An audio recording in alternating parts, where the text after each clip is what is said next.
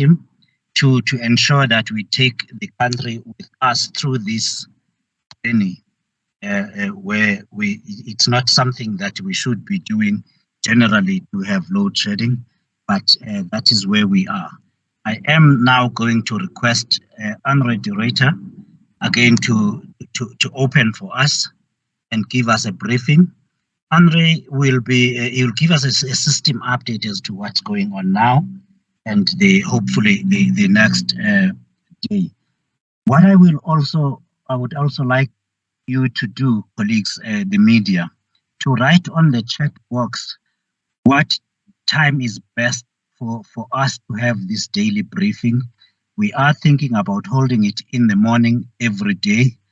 Please advise us as to what is the best time to do this. This you can write on the chat box. Andre, the floor is yours, please. Right, thank you, Sikanati, and thanks to everybody on the call for joining us. We really appreciate that.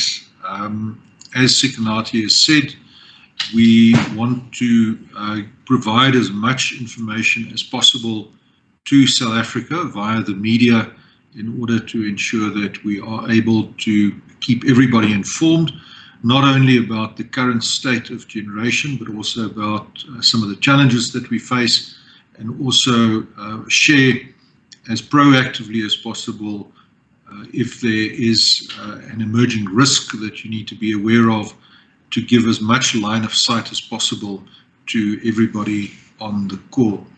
Ms. Mokoena will take questions afterwards. Thank you very much.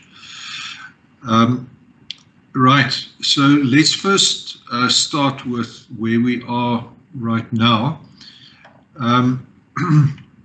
As at 3 o'clock, we were sitting with planned maintenance of 7,261 megawatts. So that is the capacity that we have taken offline in order to do planned maintenance. And this is quite important to emphasize that this is a structured program, part of reliability maintenance. So this is planned, and these are outages where we have units out at Arnott, at Duva, at Grootvlei, at Kendal, at Kriel, at Kusile, at Majuba, 2 at Matla, and 1 each at Medupi and Tutuka. So this is an indication that we are carrying on with our planned maintenance. And of course, what it means is that that capacity is not available at the moment. Summer months typically have a lower demand overall, and therefore our preferred time for carrying out maintenance is during summer months. But of course, as we have seen, the increase in ambient temperatures have also exposed some of the weaknesses in our cooling water systems, and that has led to unplanned outages.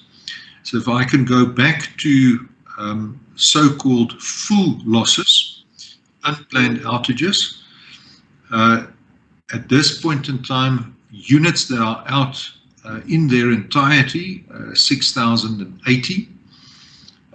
This is a number that has improved considerably since we were forced to implement load shedding stage 4.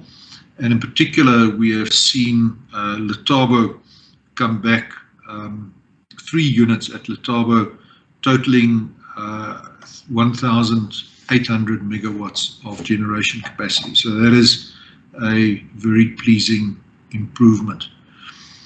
Then, in addition to these units that are out in their entirety, we have so-called partial losses. Now, what is a partial loss?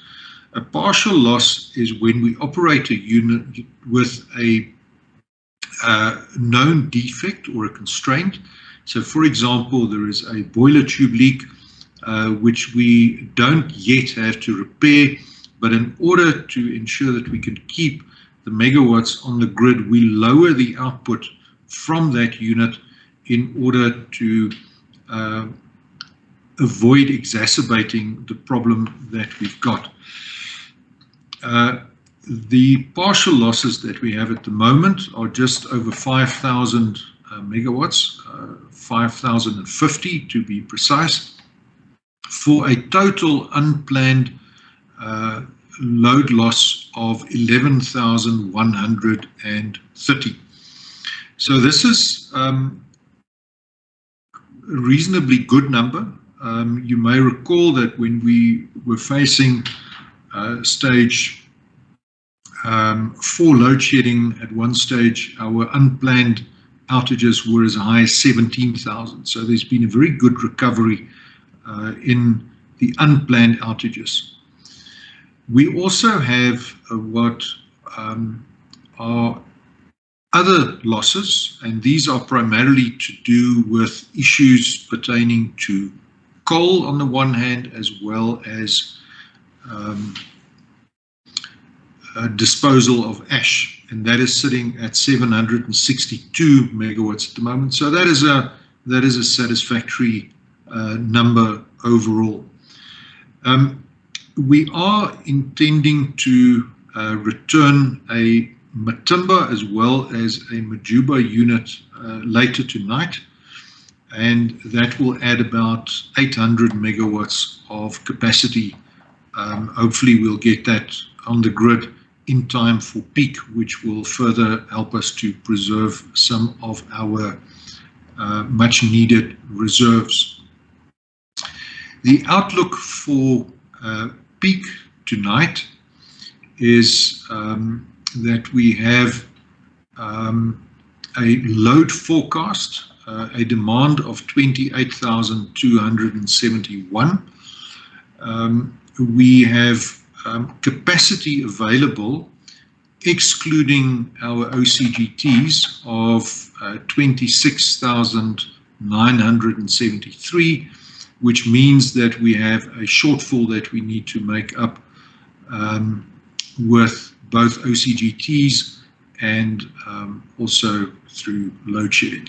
So that's the situation that we find ourselves in at the moment. Overall, we remain on track for lifting load shedding by 5 o'clock on Saturday morning, as we communicated yesterday, so that forecast remains intact. We have been able to recover our emergency diesel reserves at Gerikwa. That is currently sitting at 100%. At Ankerlig, diesel levels are at 83%, so I think the team has done exceptionally well to secure enough supplies of diesel to restore the tank capacities there to very acceptable levels. And then from a pumped storage perspective, we have also had a good opportunity overnight to recover our dam levels, and we are currently sitting with 20 hours of generation at our Drakensberg pumped storage facility, 10 hours at Ingula, and 25 hours at Palmit, bearing in mind, of course, that Palmit is a very small unit. Colleagues, that is where we are in terms of the outlook for the generation system. We intend to return another unit at Camden tomorrow. The Camden units are quite small. They typically deliver in the order of about 150 megawatts each if they run at full capacity, which they typically don't, so we can expect about another 130 coming out of that facility. That's where we are with regard to the generation outlook for the next 24 hours. And as Sikonati has said, we intend to give you a further update tomorrow morning. At this stage, we've got 10 o'clock penciled in for that. We will confirm that at a later stage. If I can request my colleague, Mr. Monde Bala, to please give us an overview of the latest state of play on the distribution network and where we are with regard to any opportunities that we have there and any risks that we might face. Monde, please. Yeah, Andre, thanks a lot for the opportunity. Yeah, I think maybe just to start off with, we've had quite a number of queries regarding what we've shared yesterday regarding the state of play with regards to some of the issues of non-compliance by some of our customers. Colleagues, I can indicate that we are ongoing with the investigation. We have discovered that certain of our customers, those that are in the main that are doing their own load shedding, because as licensed distributors, we are required to do our own load shedding. In certain instances where the municipalities in the main cannot do their own load shedding, we do load shedding on their behalf. We have the total number of municipalities that are licensed distributors.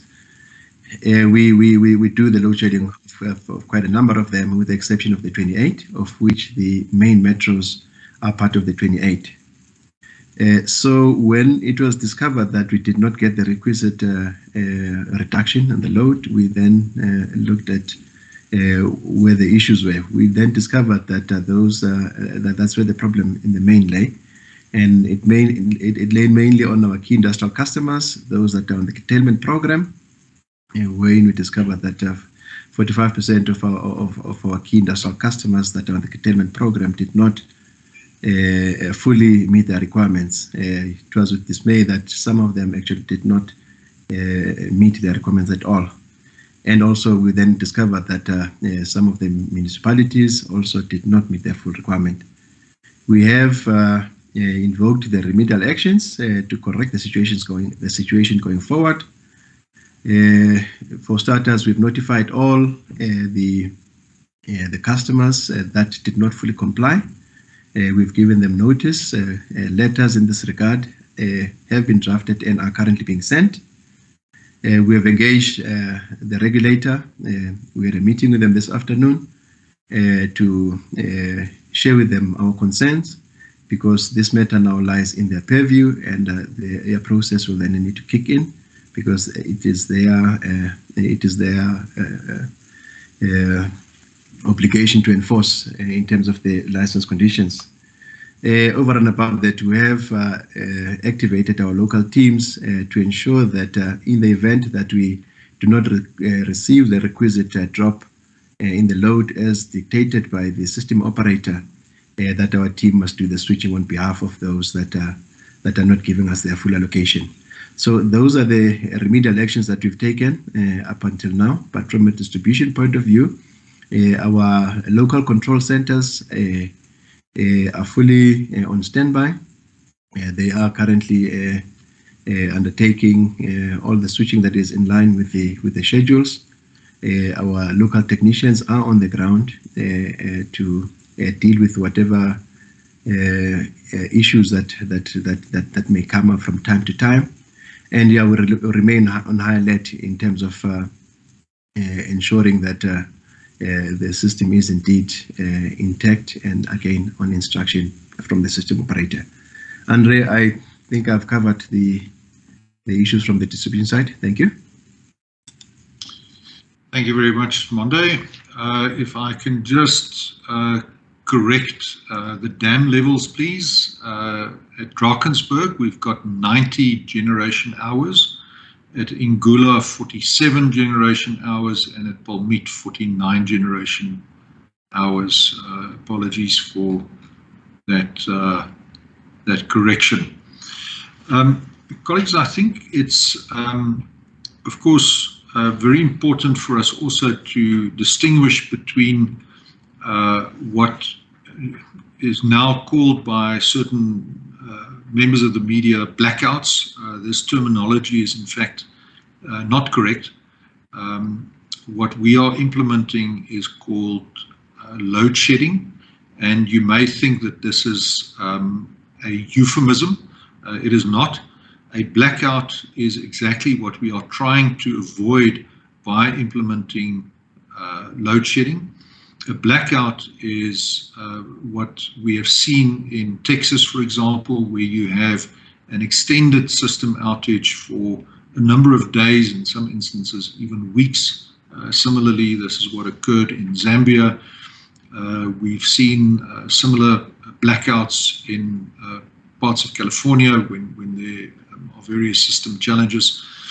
And this is when the entire system is unable to maintain its frequency at 50 or 60 hertz, as the case may be, depending on where you are in the world. And that then leads to a total loss of electricity transmission and distribution capacity. So that is the catastrophic outcome that we are trying to avoid by managing the demand through load shedding. And at least this is, of course, very unfortunate, but this is it is an important matter that we need to take into account, that we just get that terminology right, please. And I think if I can name names, ENCA in particular seems to have these two concepts mixed up. We also, I think, are exploring a number of options to add more megawatts to the grid. As I said yesterday, we welcome the recent announcement of preferred bidders for bid window 5. Eskom itself is also exploring a number of projects. Part of the money that has initially been promised to us flowing from COP26 will be made available for new generation projects. But we have every intention to accommodate more private sector generation capacity. We believe that ultimately the private sector, like has been the trend internationally, has a much enhanced role to play in bringing new generation capacity online. We are working on some of the modalities around that, how we can accelerate it and how we can enable it. But just to stress that the legal separation, in particular of our transmission business, will be a key enabler of bringing additional private sector investment to the generation space. And that is why that is such a key strategic intervention for us. Moving on then, I think, to demand management. We have yesterday referred to demand management. You are familiar, I would hope, with the power alerts that appear on our TV screens when the system is under pressure. And we really have, I think, opportunities here to, again, work together as a country. We typically see when that power alert goes up on the screens, very good support from South Africans in the order of about 200 to 250 megawatts. That may not sound like a lot, but it is very important for us to ensure that we can reduce the peak that we experience and thereby avoid any further instability in the system. So again, we want to thank the South African public for their cooperation in this regard, and it really is noticeable that when we put those power alerts up, that it's very pleasing to see that we have a really positive response from members of the public. Sekonati, at this point, I'm going to stop and hand over to you for any questions that you might have at this particular time. Thank you, Andre, and thank you, Monde, for that update.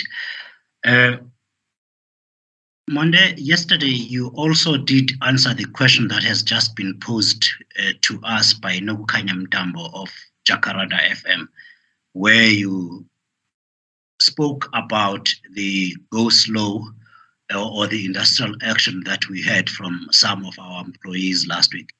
You said yesterday there is now no go slow or any industrial action because that matter has been resolved for the benefit of those who need this repeated. There have been other questions as well about allocations of a go slow by the workers. What's the status there, please? And which workers were these in the first place? In what part of Eskom? Thank you. Yeah, no, thanks, Konati, for the opportunity to state once more that there is no go slow in Eskom. We did have a situation with some of our employees on the week that ended on the 28th and 29th of October. We're in mainly in the Sentin area. There was some unhappiness with some of our employees. That situation was addressed. It was resolved within that weekend. People are back at work. There is nobody that is on a go slow. I may also add at this point that the Eskom employees are fully dedicated to serve the customers and the country, and that they do so without sparing themselves. So thank you, Skonati. Not so easy, sir. What was that situation and when was it resolved? What was its impact? Then I have the next question for you right there from Chris Yeland. Can you name the major key industrial customers that did not comply with instructions from the system operator to shed load? Let's start, finish off, please, with the workers. Give us all the detail that you can. Thank you. Yeah. On the situation of the workers, Mr. Manjanja, that situation was resolved on the 29th of October. It was fully resolved. The people were back at work that very following day. Yes, due to that situation, we had quite a number of customers that had called in to say that they were without supply following the load shedding of the Thursday evening. But by that weekend, all of that had been fully resolved, and that the situation had been normalized by that weekend. So it was mainly linked to the issue of overtime that the employees were unhappy with. So that was the issue, and indeed it was resolved. Can we name if I can move on to the question about the key industrial customers? We do have the list of those key industrial customers. However, we are not in a position at this point in time to provide those names. We are actually not in a position to name those. These are governed by the supply agreements that we've got with those particular customers, and we're not at liberty to disclose the details of customers. But we do have the list, and we have addressed with each of those key industrial customers. We are monitoring the situation, and we are quite comfortable with the interactions that we've had with them. That this situation has been amicably resolved. We do also want to indicate that as part of the remedial actions, we do have the right and the obligation, should they not comply the next time around, to move them out of curtailment and put them straight into load shedding, and ensure that we achieve the megawatts reduction that is required. Thank you, Mr. Manjanja. I hope that suffices for now. For now, Mr. Bala, that does indeed suffice. There is an additional question that I will answer myself, comes from Toli Lebengu of the Mercury. she says, please name the municipalities in KZN that are not complying with the load shedding directive. Kolile, in KZN, there's only one municipality that has complied, and that was named as eThekwini municipality. That's on that matter. I have another follow-up question from Chris Yelland's question on the customers. And you will be pleased, Andre, to note that this comes from Nobuhle Semelane of the BBC. I do not know which BBC this is. She wants to know if there are any repercussions for these key industrial customers and indeed municipalities. Nobuhle Monde said already that information has now been handed to the regulator, whose responsibility it is to enforce the rules and indeed the rules regarding the system operator. Please direct your questions therefore to NERSA whether there are any repercussions for such customers who do not comply with their obligations. I'm now going, colleague, to the hands that have been raised. Please briefly ask your questions and limit them to two, please. I'll start with Sabelo Skiti and then with Sophie Mukwena in that order. A question, colleagues, is that sentence followed by a question mark, not a speech. Thank you.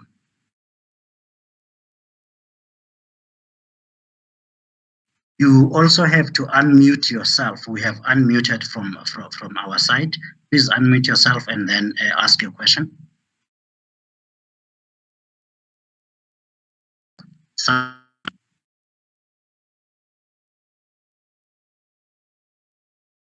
Sabelo Skiti, are you ready, Sophie? Yes, I'm ready. Open my mic. Oh, okay.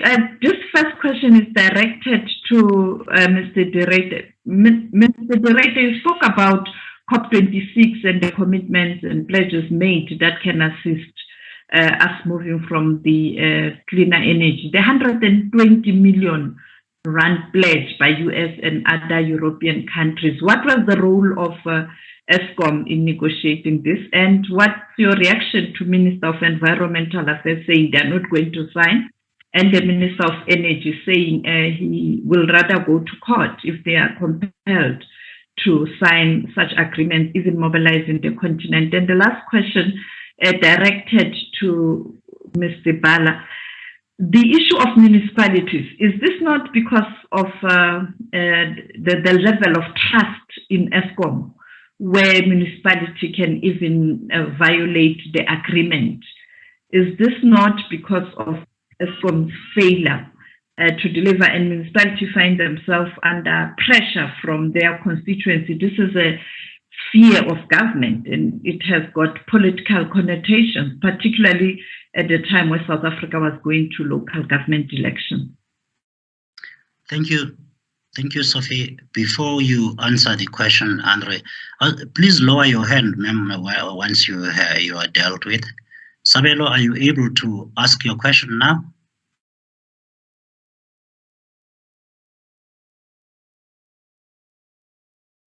All right. Let's leave Sabelo for now. There's a button, Sabelo, where you can unmute yourself. Andre, are you? Please help us with a response. Monde, then you will follow immediately after Andre. So, Ms. Mukwena, the announcement that was made at COP was by 4 governments as well as the European Union, who pledged to make available to South Africa for decarbonization an amount of 8.5 billion with the B US dollars, which translates into roughly, depending on the exchange rate that you use, 131 billion rand. This agreement or this commitment now needs to be translated into an agreement between the South African government and those governments.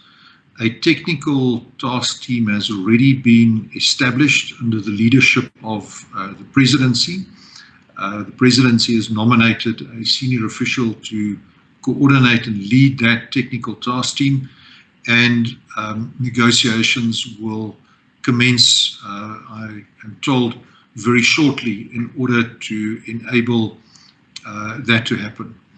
The funds at this stage are allocated to 3 areas. The first is for the Eskom Just Energy Transition, which we expect to receive the lion's share of this first initial allocation of funds, and as well to support the introduction of electric vehicles into South Africa, as well as a transition to an increasingly hydrogen-based economy.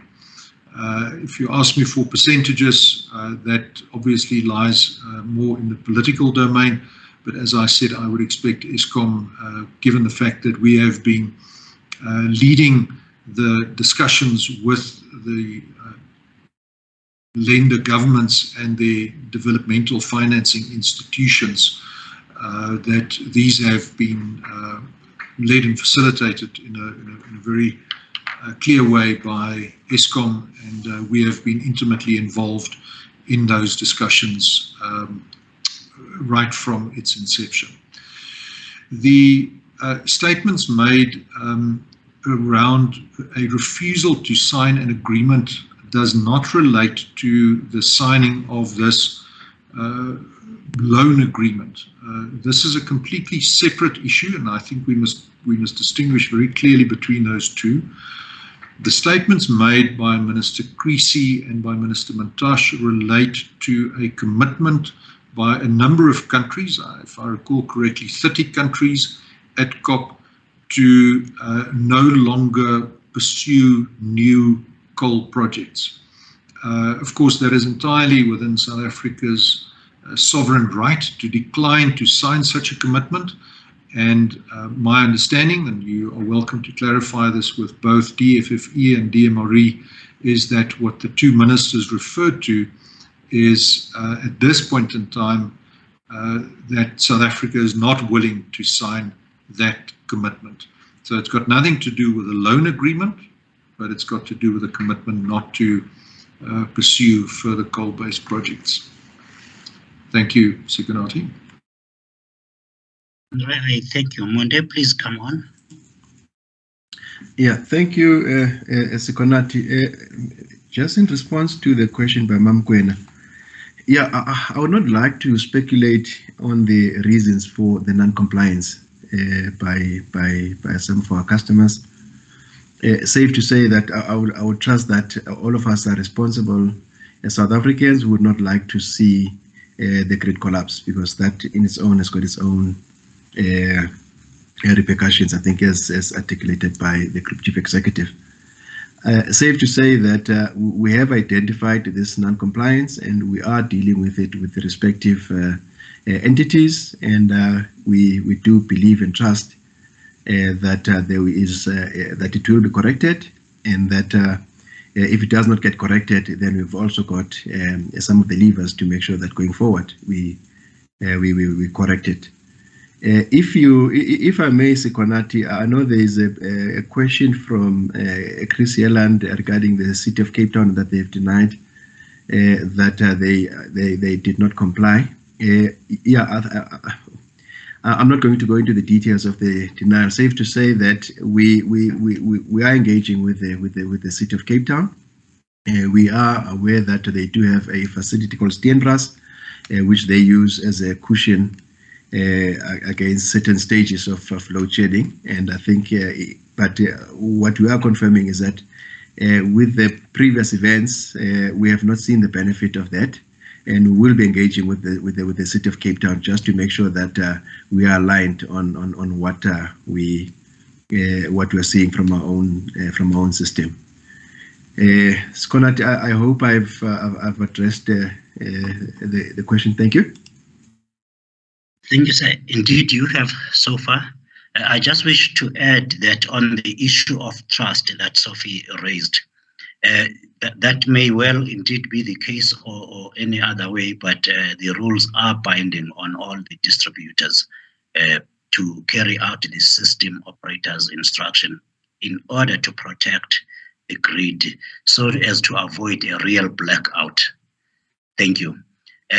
Next question comes from Adri, who has not identified the media house.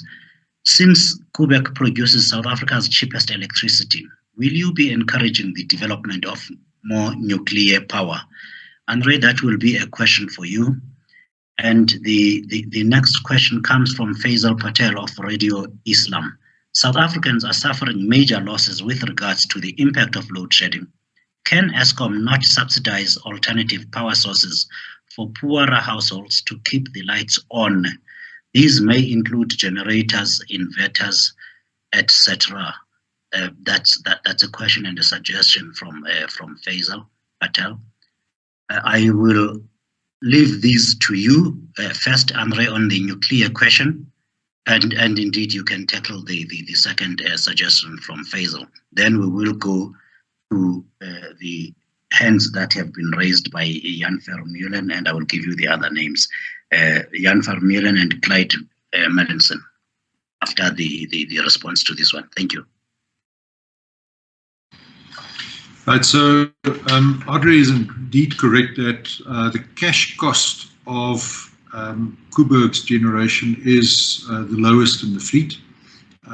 This is due to the fact that the fuel cost of Koeberg is significantly lower than the coal cost that a thermal power station requires. So you need to take into account, however, that there is a difference between the cost of a new nuclear power station, which is significantly more expensive, rough order of magnitude, unit for unit, about 10 times more expensive than, for example, photovoltaic, and slightly less so in the case of wind.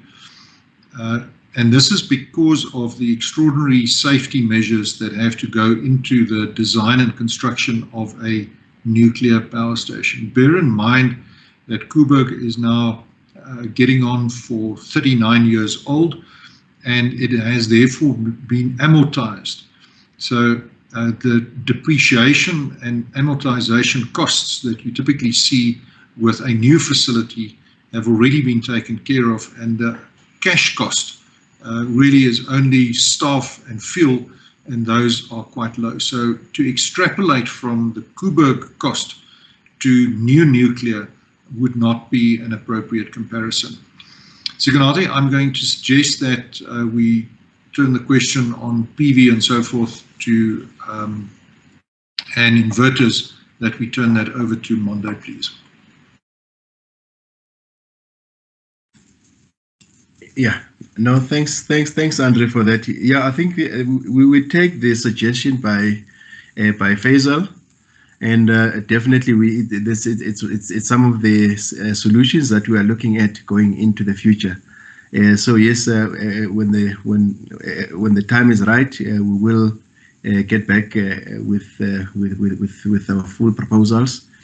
But yeah, I think we just need to make sure that we follow the proper governance to get to that point. Thank you, Skonat. Thank you, Monde. Next, please, Jan Vermeulen and then Clyde Melanson. And lower your hand, please, once you ask. Thank you. Thank you very much, Sikunati. Can everybody hear me? Yes, we can. Great stuff. Thank you. Thank you for the opportunity. Two questions, as per your instruction. Thank you very much. The first one has got to do with the municipalities. Just to confirm that indeed there are 28 municipalities in total that handle their own load shedding schedules, and 2 of them did not fully comply during the last stage 2 announcement. And whether we can get a list of those offending municipalities, or all 28 for that matter. And then the second question, just a request for more data. There's a lot of writing happening around Eskom's maintenance, and for example, Microso commenting that plants go into planned maintenance and then immediately go into unplanned breakdown, and leading to a lot of speculation about what's gone wrong at these power plants that's causing this. And there's dribs and drabs of information, but it would be great to get data on, for example, how much, say, maintenance over the last 4 years has been deferred that is now coming back to bite you. If you can provide any data in that regard, it would be incredibly useful. Thank you. Thank you, Jan. Clyde? Please mute, Jan.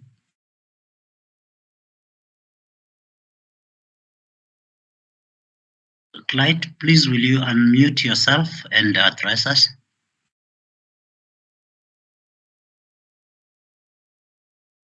Okay, we shall come back to you. Mariam Issa, are you able to unmute yourself and ask your question, please? Yes, thank you, Sekonathi. I have a follow-up question to the one on the COP26 agreements. I do understand that the statements made by the Environment Minister and Minister Mantashe were related to not committing to no longer pursuing new coal projects. But that does seem to be at odds with the aim of the concessional finance, which was to transition away from carbon. And I just wondered whether, in your opinion, Mr. de Ruyter, whether this throws up any sort of clashes of purpose that need to be discussed and resolved. Thank you, Mariam. Please do lower your hand. Monde, tackle please the question on the municipalities, and I shall leave the next one to Andre. The follow-up to that question on municipalities comes from Carol on the chat. She wants to know whether it's all 28 that have not complied. Thank you. Yeah. A question to from Jan on yes, it's 28 municipalities that do their own load shedding, Jan, and it's not 2 that are non-compliant. We said based on what we could pick up from our system, the 2 were fully compliant. The others were not, were either partially or not compliant. So that would be the balance. So Sekonathi, if you can help me with the next question from Carol. You have just answered it. Okay. I just wanted to know if it's all those 28 or just 2 that didn't comply. Do you want to repeat the answer? Yeah. No. The answer is that the 2 were fully compliant based on what we could pick up from our own from the Eskom system. 2 were fully compliant. And then the others were either partially or some were not compliant. So, and those are the ones that we are currently investigating. Thank you. Thanks, Monde. Andre, please will you deal with Mariam Issa's question? Right, thanks. I think first just to cover Jan's question on more data. Jan, unfortunately, that will require a bit of analysis and work. We can certainly assist you to unpack that, looking at our annual financial statements over the past 4 years and just making sure that we can, in fact, help you to understand that data. If you want operational data, then I would refer you to the Eskom data portal, where there's a wealth of information available to you. And then, of course, the financial information is also available from our website. Mariam, I'm going to deftly avoid answering your question by referring it to the 2 ministers concerned, as well as to the lenders. The energy mix, as I indicated yesterday, is a policy decision which is dictated by IRP 19, and that is the purview of the Department of Mineral Resources and Energy. So therefore, Eskom is not at liberty to comment on government policy. Thank you. Thank you, Andre. And thank you, Monde.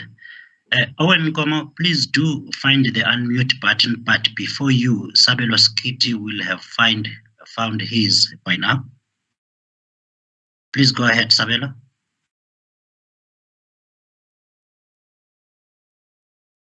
Owen, do you want to take the spot, please? Yes, thank you, Bob. I'm sure you can hear me from where I am. My question is more on the financial side of this challenge that we're facing as a country. It's a problem we've had for if I can call it decades.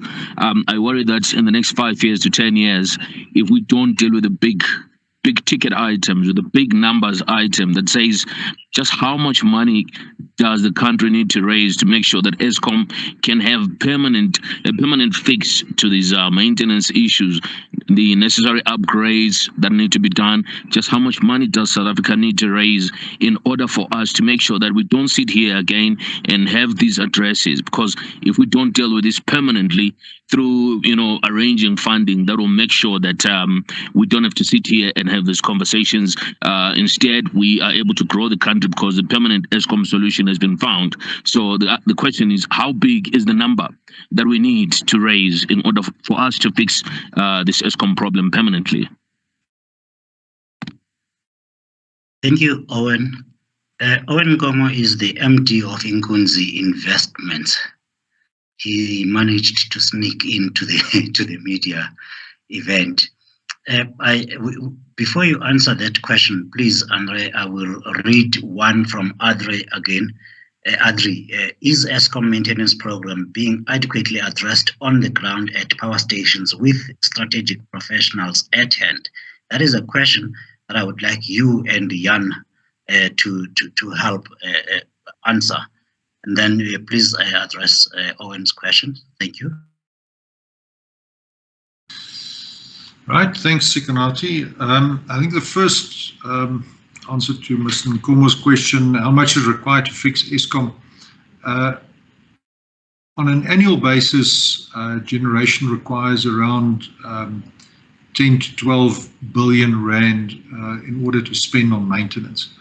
However, we must emphasize that our generation fleet is on average 41 years old. And we now need to introduce additional capacity in order to make provision for the plants that are now rapidly reaching their end of life and that are going to be repurposed and in some instances repowered with a smaller output in order to ensure that the transition to a lower carbon economy is in fact a just one. So with respect, the question really is not how much will it cost to fix Eskom. At a certain stage, again, to use the car analogy, I'm going to stay away from horses today. We need to buy a new car. It just costs too much to fix the old car. And this is exactly the opportunity that we've got with the money made available as a first step following on the commitments made at COP26, that we can access concessional funding internationally to kickstart this just energy transition to a lower carbon economy. In response to Audrey's question, when you want to do open heart surgery, do you put an ad in the newspaper and go for the lowest of the bids that you receive from qualifying surgeons? And that really is part of the discussion that we are having with National Treasury to ensure that, as Jan explained at length yesterday, when you drive let's call it a luxury German automobile, that you take it for a service at an appropriately accredited and trained facility with the right mechanics employed to put your car out for repair when you go for the lowest of three quotes really does not yield the best and most appropriate maintenance outcomes. So I think there is an opportunity here for us to change our approach in terms of how we procure the services as well as the spares required for these maintenance outages in order to ensure that we have a better predictability of outcomes once we have spent the money. Thanks, Sekonati. Thank you, Andre. Is Jan able to add anything to that question, please? Sekonati, Jan is not on this call. He has another pressing engagement that he needed to attend to, and it's not a power station, just for the avoidance of doubt. Not a problem. Thank you. The next question comes from Terence Creamer of Engineering News. From what I recall, your summer US LF base case, that is unplanned capacity loss factor, with minimal load shedding was 12,000 megawatts. You are currently below that level and you are still load shedding. Do you have a new UCLF base case for summer, and what is the new load shedding versus diesel usage sensitivity when you breach that base case by 1,000 megawatts, by 2,000 megawatts, and by 3,000 megawatts? That's a question from Terence Creamer. There is a hand from Kyle Cohen. Please ask your question, Kyle. Unmute yourself and then lower your hand. Thank you. Thanks, Sekonati. Mr. Director, there are 3 repeat offender power stations that have repeatedly caused quite a lot of problems for Eskom, being Tutuka, Duva, and Kendall. They've been responsible for about 3,000 megawatts of unplanned losses over the past week or more. But recently we saw traditionally very reliable power stations, being Letabo specifically, also contributing to unplanned breakdowns. Is this a concern, number one? And number two, are you focusing reliability and philosophy maintenance plans more on these repeat offenders to try and bring them back to a level that is slightly more acceptable? Thank you. Thank you, Kyle. Kyle writes for News 24.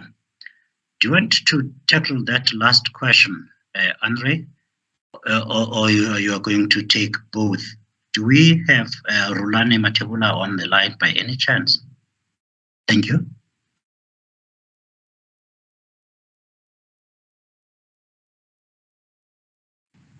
Sekonati, I'm here. It's Rulani here. Would you want Andre to talk first, or should I? Go ahead, please, Rulani. Yeah, I would leave the first part. Let me deal with the second part of the question, Sekonati, which was talking to reliability maintenance, whether is it focused on the stations that are struggling the most or not. And unfortunately, our reliability maintenance is a very focused program, and each of our generators have to be taken off based on the running hours.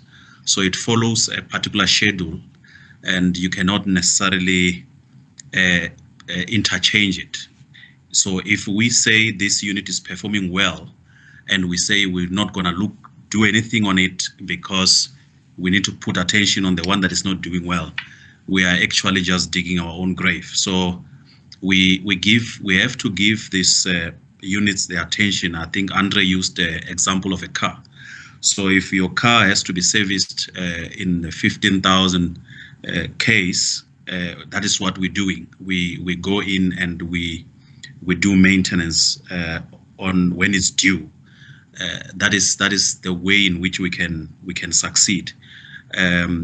We are not changing based on the current environment. What we did when we introduced reliability maintenance is that we reviewed our approach, our planning, our execution of work to be able to cater for the current challenges that we are experiencing. However, the routine and the schedule remains, because if we don't do that, we might find ourselves in an even worse situation. So even the best performing stations like Letabo, when it's due for maintenance, we take it off and maintain it so that we can sustain that good performance.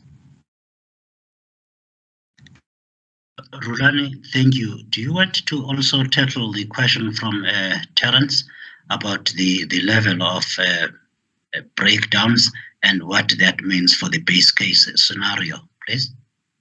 Yeah, when we share our outlook, Sikonati, we do indicate that we are planning on a best case of 10,000 megawatts unplanned, and then we put an extra 1,000, which goes to 11, 12, and being the West, which in our outlook you will see that when we are at 12, we actually experience a lot of. We start experiencing many days of load shedding at that stage. So what is happening at this current moment is that we find ourselves moving between 11 and beyond 12 in a short space of time, obviously putting us in this situation. However, what we need to add is that we are currently running with a risk of up to 4,000 megawatts continuously in the system. And that is why Andre and Jan would say we need additional capacity so that we can be able to do proper maintenance. So currently, as we are running today, there is 4,000 of capacity, which units have defects that needs to be attended to. But we cannot just take them off because it will obviously exacerbate the issue of the lack of demand of supply. So we manage this risk on a day-to-day basis. So at a time, we find ourselves breaching this 12,000 mark and obviously resulting in load shedding. So in summer, we see our UCLF going up to 12 as a norm, mostly based on the effects of weather conditions, whether rain or heat in terms of our stations based in the north.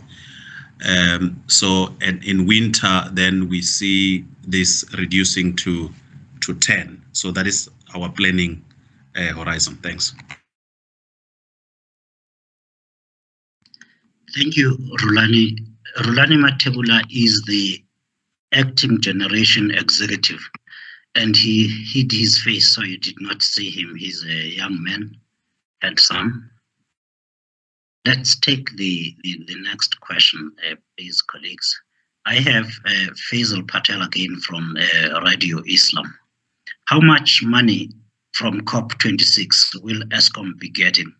That's a question for you, Honorary Director. I think also one, Sikonati. That's the 8.531 billion rand, and the lion's share of that we anticipate will be allocated to Eskom. Thank you, Andre. Let's just clarify again the particular facilities, the detail and how all of those will operate will be worked out in the next few weeks now that the announcement by the respective governments has been made. Thank you for that. Lamirs Omaji from Fin24 wants to know, can we get clarity on what is happening at Quebec? The National Nuclear Regulator issued a statement indicating routine testing by Eskom detected an airborne contamination at the Central Alarm Station. Is the plant stable and safe? That's Lamis Omaji. Andre, I'm not sure if we do have our colleagues here, the Chief Nuclear Operator, but you can take that. Right, thanks. I think, first of all, we recently received very good news from the global benchmarking organization of nuclear operators that Eskom also belongs to. For a period of time, Koeberg was classified as a station that was in special care in order to improve its operational functions.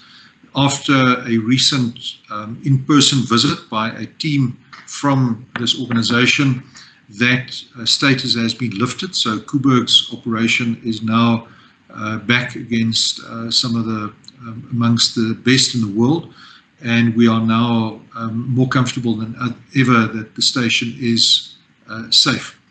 So just to clarify what exactly happened with the report of the leak.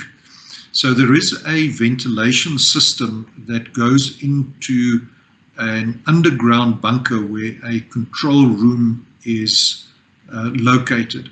From time to time, we are required to introduce a very low-level radioisotope into the ventilation system to test whether or not, in the event of a real leak, that ventilation system will avoid the exposure of workers in the control room to any radiation.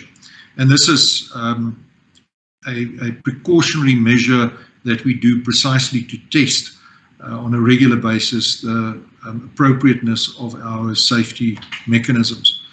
Now, we did, after introducing this radioisotope, which of course is a deliberate testing exercise, we did detect a small quantity of radioactivity in the control room, which means that the testing indicated that there was a need for us to again relook at the ventilation.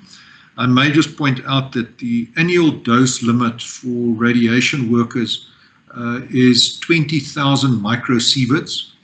The exposure that one of our employees was exposed to as a result of this test was 250 microsieverts. So you can see from that that this is really nothing that is to be alarmed about. It was a routine test, and it was a deliberate introduction of this radioisotope precisely in order to identify where we needed to improve. So to answer the question, the plant is stable and the plant is safe. Thank you. Thank you for that, Andre. The last question, audio question we will take now comes from Clyde Mallinson. He's back on the with his hand up. Please lower your hand, Clyde, and answer your question. We have also closed the chat now, an hour after the meeting, and we will answer all the questions that are before us. Please, Clyde, talk to us. Thanks. Thank you. Could Eskom perhaps give us an indication of the quantum of unsuccessful bid window 5 projects, wind and solar, that could perhaps be rapidly made available for wheeling electricity to private customers, given grid constraints? In other words, Eskom will know where those projects are, they'll know where the grid constraints are, and it would be great if we could get an indication that there are, let's say, 5,000 megawatts of solar and 2,000 megawatts of wind that would not have evacuation constraints, and that could be made rapidly available to system energy needs. Thank you. Thank you, Clyde.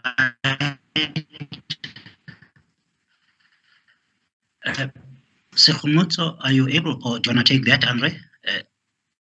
Yeah, I think, Clyde, it's again a question that is probably best addressed to the IPP office. It's our understanding that the number of bids submitted significantly exceeded the number of preferred bidders that were in fact announced by the DMRE. So we think that this is a good indication that there is significant appetite for additional investment in generation capacity by the private sector. For the particulars of exactly where and when these projects that did not meet the criteria posed by the IPP office, I suggest that you refer that question to the IPP office, as we are not part of that procurement process, as I explained yesterday. Thanks, Clyde. Thank you, Andre. That was the last audio question we will take for this afternoon. I have also closed the the chat to questions. We have been an hour into it. I will now read all the questions that have already been posed, and we will then close the meeting once we have had a response to those. Sabelo Skiti has now conceded defeat to technology and has written his question down. He is from the Sunday Times. On the 50-50 megawatt PLL, can Eskom tell us how many units at how many stations are involved here? Also, how many units are currently running at full capacity and where are they? So that first part is on the 5,050 megawatt partial load losses. Can Eskom tell us how many units and how many stations are involved? Rolani, are you able to answer that question, please? Show us your face as well.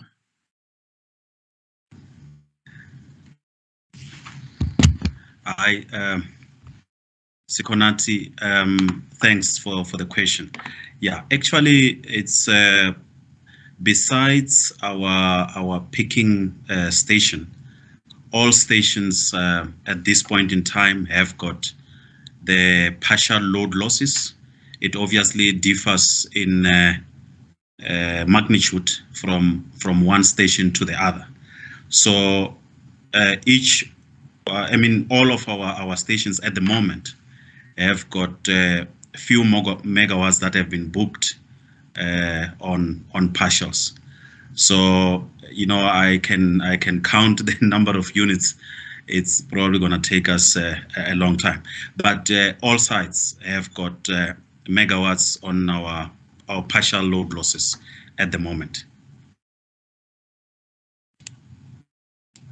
Thank you, Rolani.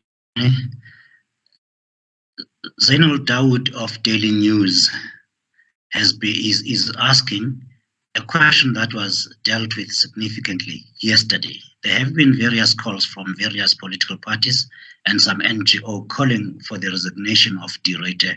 What is his reaction to this type of public pressure? Let's move to Clyde. You have already asked your question, so I am going to skip it. And lastly, Chris Yeland asks, the City of Cape Town has denied that it did not comply with instruction from the system operator. Was the City of Cape Town one of the offending municipal distributors or not? Monde has dealt again with that question, Chris, but I will give him an opportunity to clarify one last time. And Monde, why are you naming offending municipal distributors and not the offending key industrial customers? I will leave you, Monde, to answer those for now, and then take the last one from Alexander Winning of Reuters. Yeah, no thanks, Skonati. I thought we dealt with the question on the City of Cape Town, and I think we have addressed that question previously.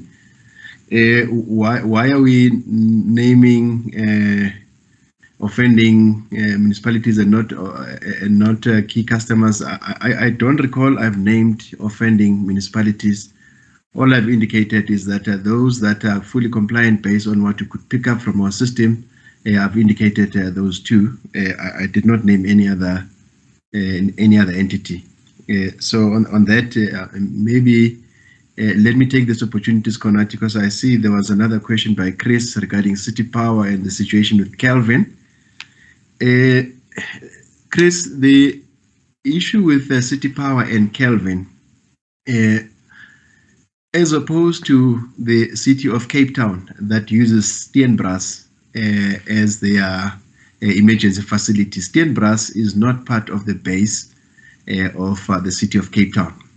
When we announce the load shedding, whichever stages, the City of Cape Town, they then dispatch the supply from Steenbras to cushion themselves against stage 1 and to some extent stage 2 for a limited period of time. On the Kelvin side, it's slightly different. Kelvin is part of the base. I had previously indicated in another media conference whereby I've indicated that Kelvin, the City of Johannesburg and City Power have signed a new PPA with the operators of Kelvin for a further extension of the supply from Kelvin. In that, there is an indication that Kelvin might be ramping up their generation. So it is that ramp up that can be considered for as a cushion against load shedding, and not necessarily Kelvin in its entirety. I may also indicate that in the scenario of the City of Cape Town, Steenbras, that is an arrangement that they have with the regulator and not necessarily with Eskom. So a similar sort of approach and process will have to be followed by City Power and the City of Johannesburg. Thank you, Sekonati. Thank you, Mande. Alex Winning from Reuters wants to know when do we expect the first funds from that 131 billion rand facility to start flowing into South Africa, and what the mixture will be. Will there be grant funding? Andre, you have answered that question about the detail will still be worked out and in the coming months. Is there anything you wish to add to that? If not, the question coming from Kylan from EWN, that's Eyewitness News. The Basic Education Department has indicated that it has requested an urgent meeting with Eskom management regarding the impact of load shedding on the grade 12 examinations. How has the discussion been thus far? What is Eskom's response to the concerns? Thank you. Right, thanks, Sekonati. Let me first deal with Alex's question. We are working with the DFIs to make that happen as soon as we can. I think there's a lot of urgency also from the lender group to ensure that this does not remain an empty political commitment. Some of the bureaucrats, of course, both locally and abroad, would be satisfied with a political announcement, but we now need to translate that into a practicable commercial agreement that will allow us to make use of these funds to start our just energy transition process. And earlier today, I've already had the first engagements with one of the lenders to see how we can accelerate and get that money on the ground ready to do some good work for South Africa as soon as we can. The question from Kalen, that meeting has not yet taken place, so we are very aware of the impact that load shedding has on matrics. Again, it's highly regrettable that this bout of load shedding coincides with the matric exams, and this is something that we really wish to apologize for. And we will engage with the Department of Basic Education to explain the situation to them and to also reassure them that we're doing everything in our power to bring capacity back onto the grid as soon as possible so that we can also relieve the situation, particularly insofar as those matric students are concerned. Thanks, Sekonati. Thanks, Andre. Then there's this follow-up from Sabelo, and there will be one last question for this session coming from Kyle Cohen. Sabelo Skiti 1, Jan Oberholzer yesterday said Treasury or procurement rules impacted Eskom when it came to appointing maintenance contractors. Can that please be unpacked? 2, can Eskom confirm regarding maintenance whether procurement for parts is done from stations or from head office? Is there no way of preempting the need for these parts based on wear and tear? That's Sabelo's questions. Lastly, Kyle Cohen says first part of his question was unanswered. Is Mr. Dureite concerned over unplanned breakdowns at traditionally best performing power stations, particularly Litabo? Andre, please, can you deal with those? Thank you, Sekonati. I think I've elaborated a bit on the impact that a lowest of three quotes approach has on the level of skill and competence that you get when you go out and you test the market as is required, when you know that you should ideally be approaching that well-qualified mechanic with all of the appropriate diagnostic tools and all of the original equipment manufacturer spares close to hand. So the procurement processes currently that are in place that we need to abide by in terms of the Public Finance Management Act do act as a constraint on us to enter into the sort of long-term partnerships with original equipment manufacturers to ensure that maintenance is done not only with the appropriate quality spares, but also with the appropriate skills that are required to carry out this maintenance. Some of the skill required to do this maintenance is hard to come by.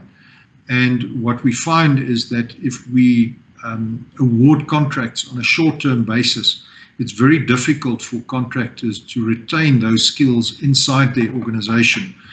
And when a new lower bidder then wins a contract, it is sometimes difficult for that bidder to secure the appropriate skill in time for us to carry out the maintenance to the desired quality.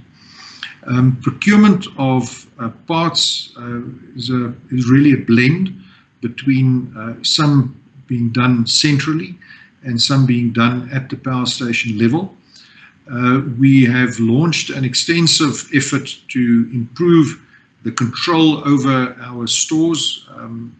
I make a point of, when I visit a power station, to also visit our warehouses and our stores, because this is where a very large portion of our working capital is located, around about 1.1 to 1.3 billion rand in spares and inventory per power station, so big money. And one of the activities that we have so far implemented successfully is to enforce control over spares procurement using our SAP system. You may recall last year there was a bit of news flow around procurement, and in the beginning of 2020, we were procuring less than 35% of our spares on so-called fixed contracts, where you have to specify a specific commodity number which obviates the potential for fraud or rampant overcharging. And I can make reference to MOPs and so forth that you'll all be very familiar with. That situation has since been rectified, and we are now in a position where we've got in excess of 92% of our spares being done in a very well-controlled and well-managed way using our SAP system. The next step, and this is work that has been ongoing for quite some time, is to introduce proper barcoding, potentially RFID chips to be used on our spares so that we can ensure that we've got proper control, checking in of spares, checking out of spares, that is done automatically using barcode scanners. It was actually rather surprising to me that this technology had not been introduced, because this is really not novel and is very much best practice. So this is a project that we've got ongoing to introduce that, bearing in mind, of course, that we have extensive ranges of spares that we have to do. So this is not a simple exercise that we can implement overnight. As far as Kyle's question is concerned, yes, Kyle, we are concerned. We are not happy that we see the level of unplanned breakdowns at our top performing stations, Matimba being another one, in addition to Letabo. We have given specific attention to improving the performance of those stations by stepping up our maintenance oversight so that we can ensure that we protect and restore those stations to their former level of performance. Sikanati, if there are no further questions, perhaps I can just give a bit of an overview of some of the issues that we are managing as Eskom. I think it could be interesting to this audience. I leave you to, as our program director, guide the discussion forward. Thank you. That indeed will be your closing remark, Andre. Go ahead, and we will then close the meeting and bid you all farewell, colleagues. Thank you again for joining us at such short notice. I must remind you that we will email the whole recorded conversation to all journalists that are on our distribution list. If you are not receiving emails from Eskom, please send an email to mediadesk@eskom.co.za and you will receive a copy of this discussion. Please close, Andre, with those remarks. Thank you, Sikanati, and thanks to everybody for attending the call this afternoon. We shall try to be more brief and concise tomorrow. The intention is not for us to spend an hour and a half every day on system updates. We are looking more at a timeline of around 10 to 20 minutes. So we understand that there are many questions to be asked, and we therefore want to just give you an outlook on the performance of our system. But as far as Eskom is concerned, I think it is important to just note that we operate one of the largest fleets of power stations in the world. We have a very complex network, about 30 power stations with a total nominal capacity of 45 gigawatts. Of course, not all of that is available all the time. We have 2 hydro stations. We've got a nuclear power station. We've got 3 pumped storage stations. And we've then got to connect all of these generation assets to our customers so that when the demand is there, that we can meet that.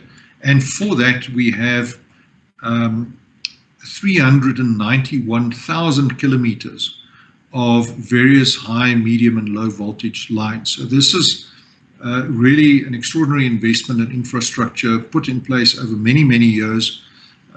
It's a national asset that should be looked after, that should be maintained properly. We also have installed capacity of 306,949 MVA. So huge investments again that we are continuously expanding on. We have an aggressive program in place to enable the addition of new generation capacity, not only by ourselves, but also to enable new private generation capacity to be added to the grid as soon as possible. And in that context, clearly there are operational challenges that we are addressing as management. We don't always get it right, but I can assure you of the huge dedication and commitment from the Eskom team to discharge our responsibility to the 60 million people of South Africa to ensure that we avoid the type of situation that we found ourselves in over the past week.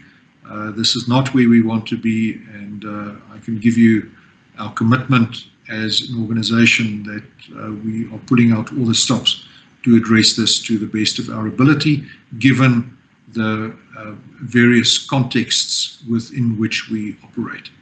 Thank you very much, and we shall have a much shorter meeting tomorrow to give you an update on the system.